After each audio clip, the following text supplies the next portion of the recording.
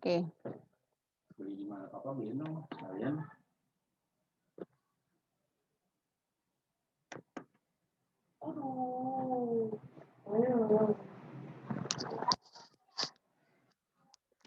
Oke, Assalamualaikum warahmatullahi wabarakatuh. How are you all my student? Today the English class Il 10, class 10, AKL or BDP, Monday, November 16, 2020. We talk about module 4, language feature of description text. Ya, kita belajar tentang description text yang kemarin sudah, minggu lalu kita lanjutkan kembali.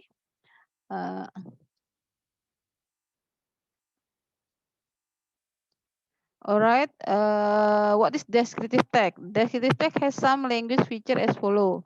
This is the definition of descriptive text. Descriptive text is a text which say that what a person or thing is like. Its purpose is to describe and reveal a particular person, place, or thing. In a broad sense, description as explained by Kane, 2352, is defined like in the following sentence. Description is about sensory experience. How something looks, sound, and taste. Jadi deskripsi itu adalah sesuatu hal yang sangat menyenangkan, yang sensor bagaimana sesuatu terlihat, bersuara, atau dirasakan. Mostly, sebagian besar disebut visual experience, pengalaman secara visual yang bisa dilihat, but description also deal with other kind of perception. Tapi other deal bisa berhubungan dengan hal-hal yang lain. Thus, maka, if we conclude, jika kita menyimpulkan from current explanation above, dari penjelasan Ken di atas, descriptive text is meaningful text. Jadi descriptive text itu adalah teks yang sangat bermanfaat atau berguna, that describe the experience related to the sense, such as what, shape, sound, taste. Yang berhubungan dengan pengalaman, dalam hal ini seperti suara, bentuk, atau rasa. Most descriptive text is about visual experience, but in fact, the experience other than the sense of sight. We can also use it to make descriptive text. But in particular, descriptive text is a text which say what a person or a thing is like. Its purpose is to describe and reveal a particular person, place, or thing. Jadi dalam hal yang khusus, particular dalam hal khusus, descriptive text adalah teks yang menjelaskan seperti apa orang itu, benda, tujuannya adalah menggambarkan manusia itu seperti misalkan tinggi badan, berat badan, kulit, bentuk wajah, dan sifat-sifat. So it can be said that descriptive text is a text that explain about whether a person or an object is like, whether its form, its properties, its amount, and others. The purpose of descriptive text is clear, that is to describe, represent, or reveal a person and object, either abstract or concrete.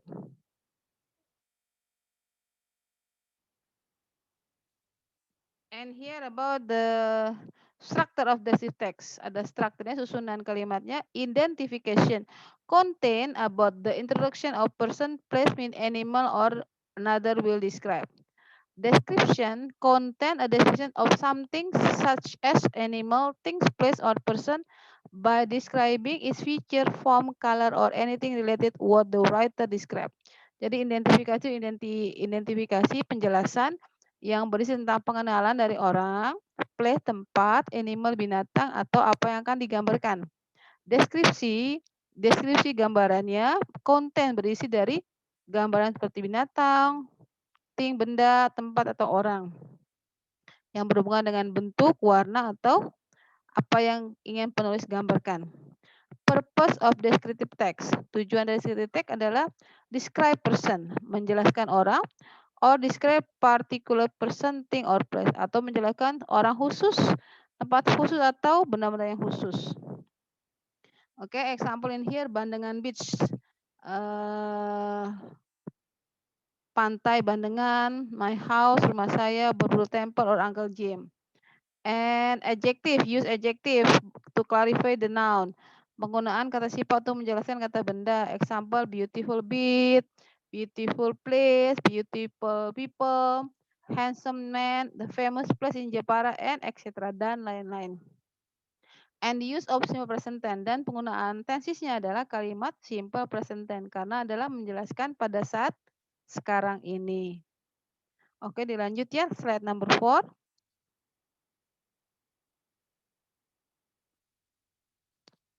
And here there is example of descriptive text. My favorite teacher. Let me read for you. Okay, in here you just listen it. My favorite teacher is my history teacher, and he is by far the best teacher that I have ever had. Ability to make subject that many students find incredible boring. He come to life through his enthusiasm, passion for history, and his love of being a teacher. Attend his lesson is something we look for, not read like we do not most other lesson. Jadi adalah ini tentang guru yang favorit, dia adalah guru sejarah, dan adalah dia tidak begitu jauh dengan guru yang paling baik yang pernah saya punya.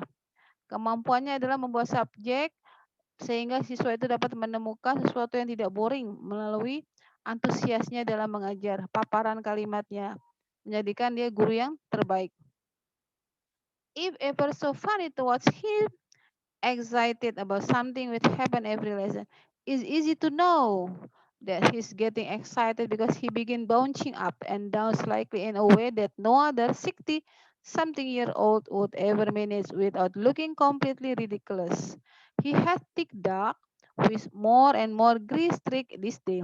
Springly hair, rambutnya agak spring, that line in the edge of the growing bald patch and the hair bunched up and down with him like thousand and of tiny little spring. Then he take on his whole new person, often going into role and becoming the character of figure he's talking about, doing the poise and the action and parading up and down the room gesturingly widely. But all the while there is a gentle bounce, bound and bounce. As thought the spring are not just in his head but on the sole of his shoes too. Jadi paparannya adalah guru favorit ini adalah orang yang sangat menarik dengan sesuatu yang diajarkan dalam setiap pelajaran. Dia juga mudah untuk dikenal dari bouncing up slightly way, dari caranya yang berumur kurang lebih 60 tahun dengan penampilan agak lucu ridiculous ya. His tech duck dengan rambut yang agak tebal, warna abu-abu grey streak this day. Rambutnya agak lucu, belt pouch. Sering juga dia menjadi karakter figur yang dibicarakan, caranya, tingkahnya, dan gesture gerak badannya pada saat dia mengajar bone and bones. A teacher doesn't take himself too seriously always will be a big hit with teenager, although he is not afraid to impose his authority if he has to. I have only heard him properly shout once, although thankful it was isn't timely. But it isn't an experience that I would like to repeat. When he lost it, the room suddenly became more silent. Ketika tidak ada, ruangan menjadi sepi than I have known it to be before. We all sat slightly paralyzed. Kita duduk berdampingan sejajar. Not even anything to breathe too loudly. Tidak ada seorang pun yang bernapas dengan sangat kencang. Because hearing such a jovial and jolly little man lost his temper was a huge shock. Karena ketika marah, semua orang akan mengejutkan. He certainly had the right kind of info thought because he's never needed to shout sin. It actually this teacher that I have to thank for my love of history. In his lesson, history does not mean copying of textbook, writing page and page of notes. History is alive. Sejarah itu adalah hidup. Sejarah tidak seperti kita membuka buku, baca halaman demi halaman. Digambarkan guru ini bisa menerangkan sejarah dengan sangat-sangat baik sehingga murid-murid sangat mencintai sejarah. History is something tangible. Sejarah itu sesuatu yang aneh, that you can see, hear, and feel. We can live it through dressing up and acting our skin or taking trip to important place of historical. Jadi kita tidak perlu pergi jauh-jauh karena guru ini akan menjelaskan tentang pentingnya itu sejarah.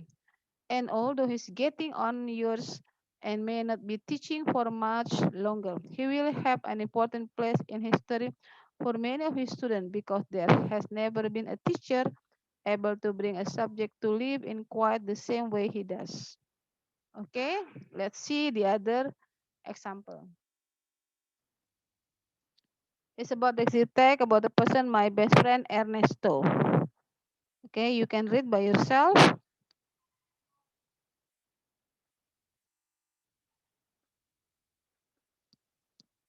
Next about the descriptive text about experience waterfall.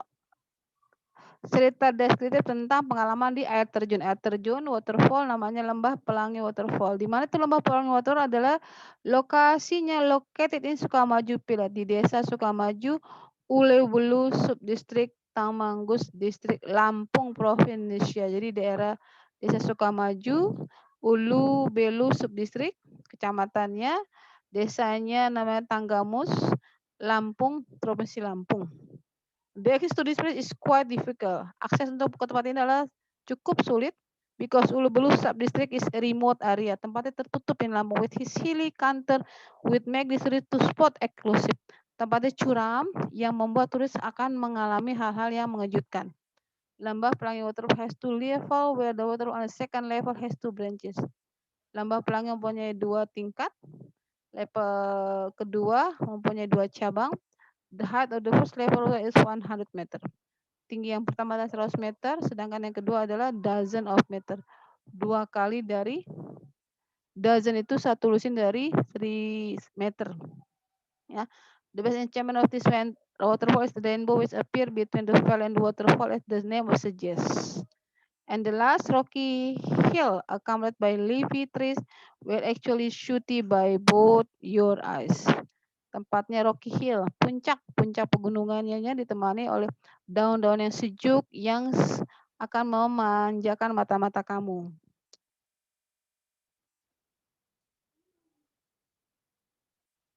And here the example air terjun Lembah Pelangi. Ya, air terjun Lembah Pelangi. Ini adalah terjemahannya yang tadi bahasa Inggrisnya. Ini adalah example, the other example of this talk about tourist attraction, ya, tempat untuk turis yang sangat menarik. Waikambas National Park, Taman Nasional Waikambas yang ada di Lampung. Ya, Waikambas National Park is a national park for elephant sanctuary located in Lampung, precisely in Labuan Ratu Subdistrict East Lampung, Indonesia. Waikambas adalah taman nasional untuk penangkaran gajah yang berlokasi di Lampung, tepatnya di daerah Labuan Batu, bagian daerah Lampung Utara, Indonesia. Lampung Timur, Indonesia. Waikambas National Park established in 1985. Didirikan tahun 1985. It's the first school for elephant Indonesia, adalah sekolah gajah yang pertama di Indonesia. In the beginning, pada awalnya, establishment pendiriannya Waikambas National Park was named the Elephant Training Center. Nama awalnya adalah Pusat Pelatihan Gajah atau PLG. But the last few years, this name was changed into Elephant Conservation Center. Tapi akhir-akhir ini berubah namanya menjadi Pusat Konservasi Gajah. Ya, expected to become a center for elephant conservation in the training, breeding, and conserving the elephant. Adalah pusat konservasi untuk pengembangan, pembudidayaan, pengembangan biakan menjadi konservasi dari gajah. Has trained for about 311. Ada 300 gajah yang akan dilatih di sana. We have deployed to all over the countries yang akan disebarkan ke semua negara. Waikambas National Park, there are some endangered animals such as Sumatran rhinos, Sumatran elephant, Sumatran tiger, mentok rimba, and buaya sepit. There are also some plants which are mostly found there, such api-api. Okay, you can read by yourself. Next. This is the difference between descriptive text and report text. Perbedaan antara cerita deskriptif dengan cerita tentang laporan. And here was descriptive text adalah teks yang tujuan untuk mendeskripsikan orang, benda, tanam atau hewan spesifik secara khusus. Ada strukturnya di sini, identification dan description. And here the other example itu tentang Borobudur Temple, tentang Candi Borobudur yang ada di Magelang, Jawa Tengah. Borobudur is a Buddhist temple. Borobudur adalah candi untuk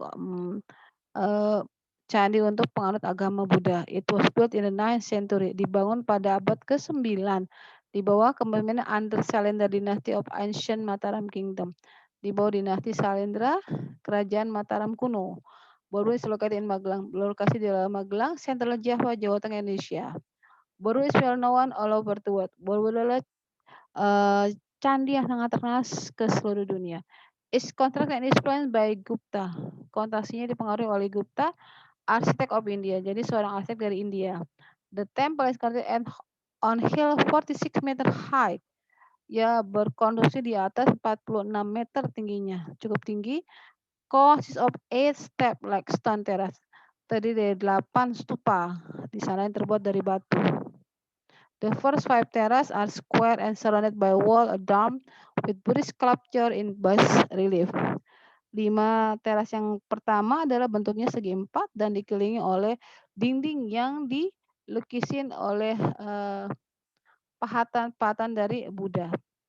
The upper three are circular. 3 yang terakhir adalah bentuknya bulat.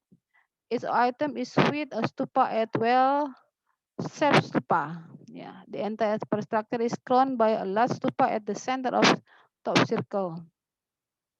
Okay, this is all about Borul Temple. You go the next. This is about ciri-ciri kebahasan teks deskriptif yang bertujuan untuk mendeskripsikan suatu benda. Teks ini memiliki struktur sebagai berikut: identification dan description. I think this is the last of the lesson today. Your duty, tugas kalian adalah you are making five story about Desitek. Cari 5 tentang Desitek disertai dengan gambar. Ya, gambarnya boleh dengan pensil atau pulpen, dibuat di buku tulis. When you finish, you can send to our WhatsApp or email. I will be happy if you can give me soon. Okay, bye-bye. This is the last for you. Assalamualaikum warahmatullahi wabarakatuh.